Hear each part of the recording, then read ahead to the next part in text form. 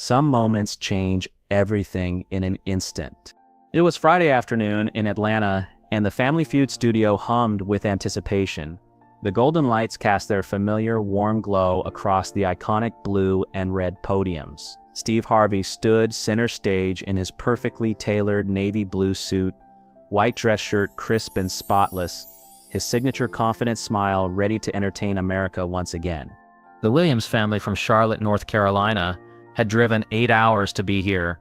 They stood at the red podium, a picture of unity and excitement. Patricia Williams, 45, a nurse at Charlotte General Hospital, kept smoothing down her burgundy blouse nervously. Natasha and her husband Robert, 48, a high school principal, stood tall in his best suit, trying to contain his obvious pride. Their son Marcus, 20, home from NC State for the weekend, couldn't stop grinning.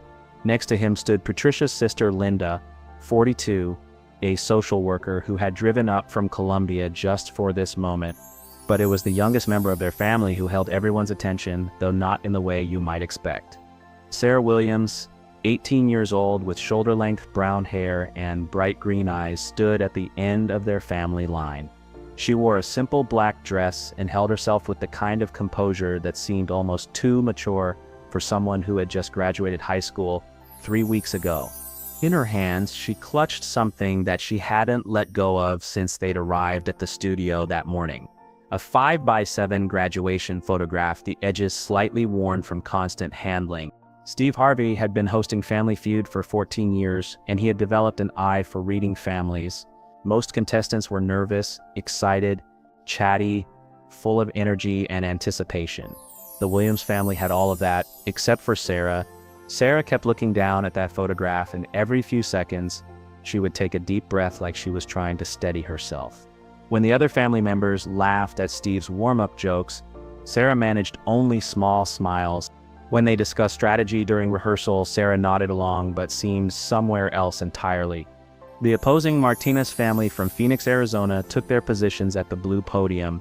They were full of energy, 5 members strong, ready to battle it out for the prize money and the glory of being on national television.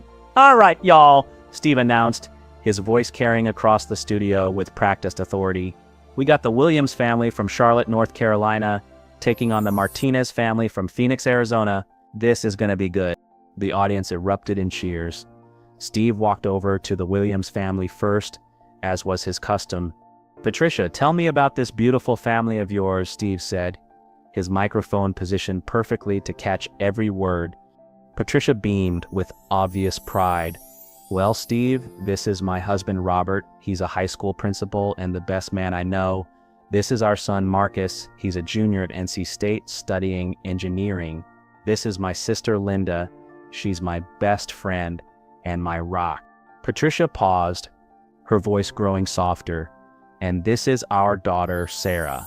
She just graduated valedictorian from Myers Park High School, and she's headed to UNC Chapel Hill in the fall on a full scholarship." Steve walked over to Sarah, and as he got closer, he noticed something in her demeanor that made his entertainer instincts shift into something deeper.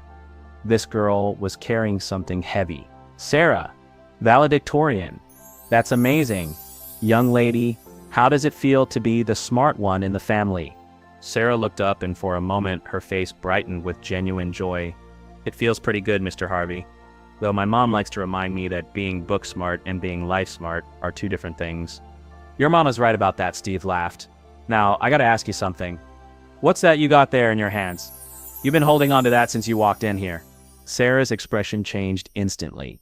The lightness disappeared, replaced by something much more complex. She looked down at the photograph, then back up at Steve. "It's my graduation photo, Mr. Harvey?" Steve waited for more explanation, but Sarah didn't offer any. There was something about the way she said it, the weight in her voice, that told him this wasn't just any graduation photo. "Well, can I see it? I bet you look beautiful in that cap and gown." Sarah hesitated for a moment, then slowly turned the photograph around to show Steve and the cameras. It was indeed a graduation photo. Sarah stood alone in her cap and gown, holding her diploma, smiling for the camera. But something about the image felt incomplete in a way that Steve couldn't immediately identify. That's a beautiful photo, Sarah. You should be proud. Steve paused, studying her face. But you seem a little sad about it. What's going on? Sarah looked to her mother, who gave her an encouraging nod. The rest of the Williams family had grown quiet, and even the Martinez family seemed to sense that something significant was happening. Mr. Harvey, Sarah said, her voice steady but quiet. This photo was supposed to be different. Steve set down his cards and gave Sarah his full attention. Different how, sweetheart? Sarah took a deep breath, and when she spoke, her words came out in a rush like she'd been holding them back for weeks. My daddy was supposed to be in this picture with me. He promised me since I was in middle school that when I graduated, we'd take the photo together. He said he'd be so proud to stand next to me in my cap and gown. The studio began to quiet down as people sensed the shift in energy. Steve felt his heart tighten. Where's your daddy now, Sarah? Sarah's eyes filled with tears, but she maintained her composure. My daddy was Officer Daniel Williams of the Charlotte-Mecklenburg Police Department. He was killed in the line of duty 4 months ago. The words hit the studio like a physical force. You could hear the collective intake of breath from the audience. Several people in the front row immediately brought their hands to their hearts. Steve Harvey, who had handled thousands of emotional moments in his career, felt something deep in his chest. This wasn't just sad, it was profound. Here was an 18-year-old girl who had achieved something incredible, but the person she most wanted to share it with wasn't there to see it. Sarah, Steve said, his voice dropping to that gentle tone he reserved for the most important moments. Tell me about your daddy. Sarah smiled through her tears, and for the first time since she'd walked into the studio, she seemed to come alive. My daddy was the best man in the world, Mr. Harvey. He worked that overnight shift so he could be at every single one of my school events during the day. Every parent-teacher conference, every award ceremony, every honor society induction. Today, he never missed anything that mattered to me. The camera stayed focused on Sarah, but you could see people throughout the studio wiping their eyes. When I was little, maybe 7 or 8, I told him I wanted to be the smartest girl in my class.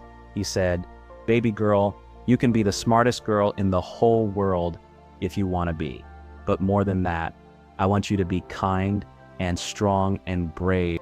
Can you do that for your daddy?" Sarah paused, collecting herself. I said yes, and I've been trying to keep that promise every day since. Steve felt his throat tighten. Sounds like he was a special man. He was. On February 15th, there was a domestic violence call. A man had barricaded himself in a house with his wife and children. My daddy and his partner were the first ones there. Sarah's voice remained steady, but tears were flowing freely now. The man started shooting. My daddy could have waited for backup, but he knew there were kids in that house, so he went in. Sarah looked directly at Steve. He saved that whole family, Mr. Harvey. The wife, 2 little kids. They all made it out safe because my daddy didn't wait, but he didn't make it out. The silence in the studio was complete. Even the production crew had stopped moving. This wasn't just a story, it was a testament to heroism and sacrifice. 4 days later, the police department told me they were going to give my daddy the Medal of Valor posthumously. The mayor said he was a hero, and he was, Mr. Harvey. He was my hero every single day of my life. Steve was struggling to maintain his composure. In 40 years of television, he had learned that some moments transcend entertainment. This was one of those moments. Sarah, can you tell me about graduation day? Sarah looked down at the photograph again. Graduation was 3 weeks ago. I was valedictorian, so I had to give a speech. I practiced it with my daddy for months before he died. He helped me write parts of it. She paused, her voice getting quieter. When they called my name to get my diploma, I looked out at the audience where my daddy was supposed to be sitting. My mom was there, crying and cheering. My whole family was there, but there was this empty seat where he should have been. Sarah held up the photograph. After the ceremony, all the other kids were taking pictures with their families. Everyone was so happy, hugging their parents. I wanted that picture so bad, Mr. Harvey. The one where my daddy is standing next to me, both of us smiling, him telling everyone within earshot that his baby girl graduated valedictorian. The tears were coming harder now, but Sarah's voice remained strong. So I took this picture by myself because I didn't want to forget how proud I was, even though the person I most wanted to share it with couldn't be there. Steve Harvey had reached his limit. He set his microphone down on his podium, walked over to Sarah, and without a word, he gently took the photograph from her hands. He held it up so the entire studio could see it. Ladies and gentlemen, this is Sarah Williams, valedictorian of her graduating class, full scholarship to the University of North Carolina, and the daughter of a hero. The audience began to applaud, but Steve held up his hand. But that's not why this photo is special, Steve continued. This photo is special because it represents something that most of us take for granted. The people who are supposed to be there for our biggest moments. Steve looked back at Sarah. Sarah, can I tell you something your daddy would want you to know? Sarah nodded, unable to speak. Your daddy didn't miss your graduation, baby girl. He was there. He was in every word of that speech you gave that he helped you write. He was in the strength you showed when you walked across that stage with your head held high. He was in the love of your family that surrounded you that day. Steve paused, choosing his words carefully, and he was in the courage it took for you to take this picture by yourself because you understood that your accomplishment was worth celebrating even when your heart was breaking. The studio was completely silent except for the sound of people crying, but Steve wasn't finished. He began to remove his navy blue suit jacket, the one that had cost more than most people's monthly rent, the one that was perfectly tailored and perfectly pressed. Sarah, your daddy can't give you that hug he promised you for graduation, but I can give you something that I want you to have. Steve draped his jacket over Sarah's shoulders. It was far too big for her, hanging down past her hands, but somehow it looked exactly right. This jacket has been with me all day, Steve said.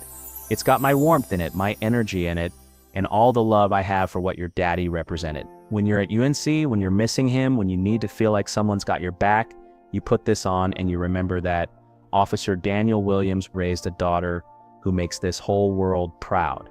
Sarah threw her arms around Steve's neck and sobbed, not the quiet, controlled tears she'd been managing all day, but the deep, healing sobs of someone who had been carrying grief alone for too long.